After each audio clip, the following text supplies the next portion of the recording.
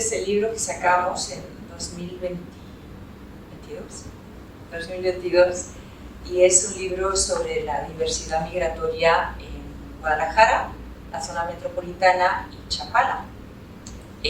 Sabemos que la zona metropolitana de Guadalajara, en esta zona tenemos solamente un 1% de extranjeros, que es bajísimo comparado con muchas otras ciudades del mundo.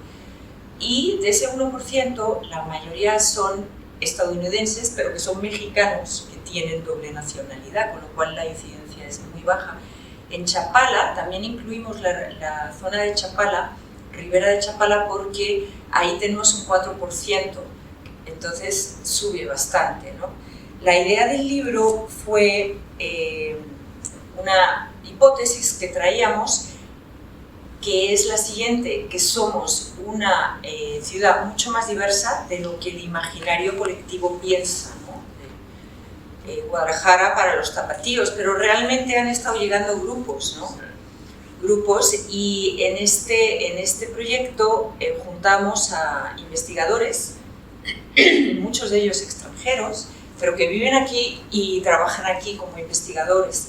Y quisimos saber que, claro, el libro se limitó a los investigadores que encontramos que manejaban grupos diversos en Guadalajara. Tenemos, por ejemplo, a una japonesa que trabajaba japoneses en Guadalajara, una colombiana que trabajaba colombianos en Guadalajara, una mexicana que trabajaba árabes y turcos, tenemos un haitiano que trabajó haitianos en Guadalajara, también yo con otra compañera trabajamos estadounidenses en la Ribera de Chapala,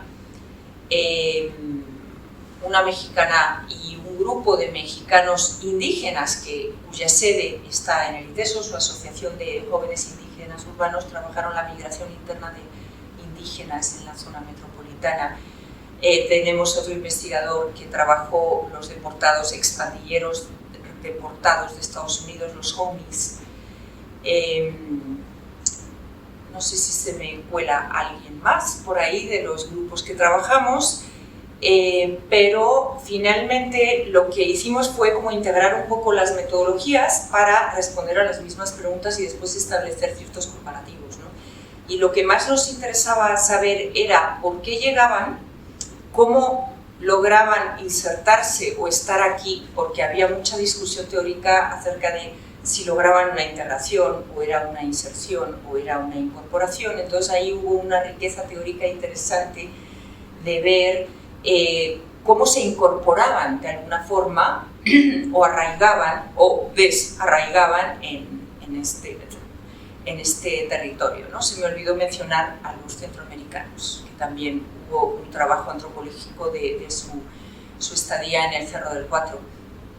Entonces, una de las cosas que nos interesaba mucho saber era por qué llegaban, otra, cómo se establecían y otra, cómo transformaban su entorno, este entorno, qué diferencias, qué impactos había, ¿no? Entonces, bueno, ¿cómo llegaban? Pues finalmente teníamos una diversidad de grupos que llegaban por distintas razones y con distintos recursos, y ahí veíamos una brecha importante de desigualdad, ¿no?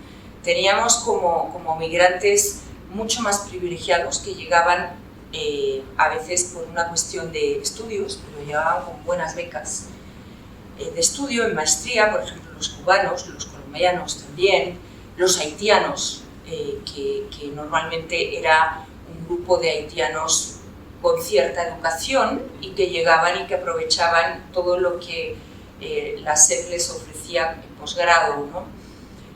Pero que también huían de una situación de violencia en su país y de pobreza, los cubanos también, y por ejemplo de grupos privilegiados, los árabes turcos, pues a menudo venían por la migración del amor, que llaman, ¿no? Porque tenían una pareja aquí o en una reunificación familiar, pero venían de una manera mucho más individual, ¿no? A poner un negocio. Los estadounidenses en Chapala pertenecen a toda una nueva rama de investigación, que es la de estilo de vida, la de retirados, que tenemos a nivel global. de acuerdo, y la causa está en que es una población que pertenece a esta franja del baby boomer, ¿no? De gente que ya se está retirando, pero al ser baby boomers es una población muy, digamos, como dice la palabra, baby boomer, hubo un boom de natalidad después de la Segunda Guerra Mundial y toda esa gente está llegando a edad de retiro, con lo cual es mucha gente que viene del norte global, que sí tiene sus pensiones, pero que en sus países no rinden tanto y que buscan lugares, puede ser en Marruecos, puede ser en Portugal, puede ser en el sur de España, Panamá, México, y Chapala es la comunidad más grande de retirados de Estados Unidos. Entonces hicimos también esta investigación para saber cómo llegaban, cómo formaban su comunidad, cómo se incorporaban a una comunidad ya establecida que les brindaba muchos beneficios, ¿no? Y otra cosa que nos interesó mucho en el libro fue, observamos, antes de pasar a esta tercera cosa, que había mucha desigualdad, ¿no?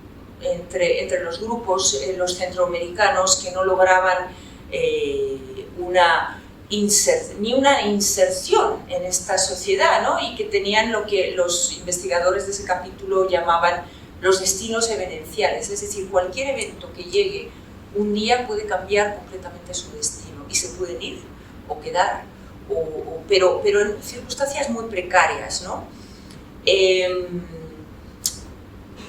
En la migración de privilegio, como les decía, y después también cómo transforman esta sociedad cuando llegan, ¿no?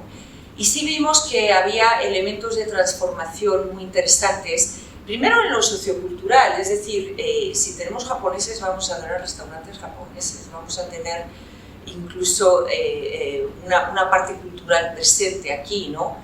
Además de la gastronomía. Si tenemos árabes, pues estamos viendo bazares árabes en muchos lugares, restaurantes, hijos de árabes también, que traen una cultura y un bagaje cultural, que México tiene una tradición de libaneses y Guadalajara tiene una tradición muy importante de libaneses aquí, ¿no?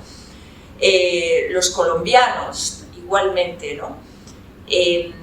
Además de esto, vimos que también había habido un impacto político en el sentido, por ejemplo, FM4 y el capítulo que habla de todo este impacto político de FM4 cuando se reconvierte de ser una ONG más en la asistencia humanitaria a ser un actor político en la región y poder ingerir en la